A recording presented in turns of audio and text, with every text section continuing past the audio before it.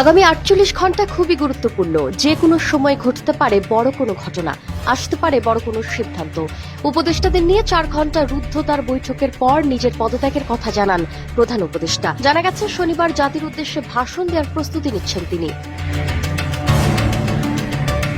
এদিকে এমন খবর জানতে পেরে দ্রুত তার সাথে দেখা করতে রাষ্ট্রীয় অতিথি ভবন যমুনায় যান এনসিপি নেতা নাহিদ ইসলাম। এরপর বিবিসিকে জানান পদত্যাগের কথা ভাবছেন ডক্টর ইউনূস, জানিয়ে চারদিকে শোরগোল পড়ে যায়।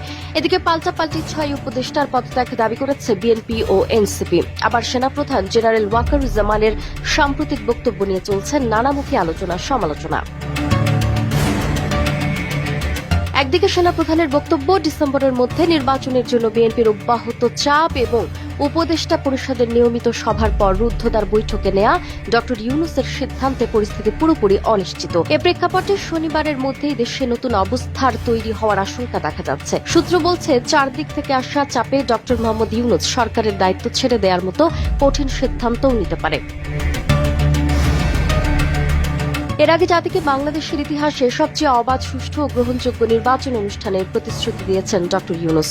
কিন্তু দেশ যে পরিস্থিতির দিকে যাচ্ছে তাতে সেটা সম্ভব হবে না বলে মনে করছেন তিনি। যেন তেন একটি নির্বাচন করে তিনি তার দায় নিতে চান না, এ কারণে আর থাকতে চাচ্ছেন না তিনি। বলা হচ্ছে, গতকাল রাতেই জাতির উদ্দেশ্যে ভাষণ দিতে চেয়েছিলেন প্রধান উপদেষ্টা, তবে তাৎক্ষণিক এ ধরনের সিদ্ধান্তের দিকে না গিয়ে কিছুটা সময় নেওয়ার অনুরোধ করেন। পরিস্থিতি নিয়ন্ত্রণে আনতে শেষ চেষ্টা করার কথা বলে বারংবার অনুরোধ করা হয়। পরে গতকাল ভাষণের সিদ্ধান্ত থেকে সরে এসে শনিবার পর্যন্ত অপেক্ষা করার জন্য রাজি হন ডক্টর ইউনূস।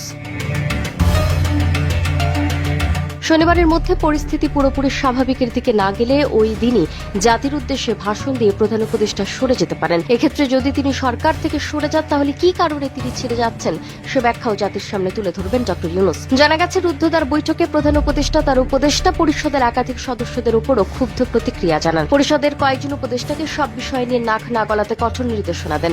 এছাড়া তিনি জুলাই আন্দোলনের ছাত্র নেতাদের কিছু কর্মকাণ্ডেও অসন্তোষ প্রকাশ করেন।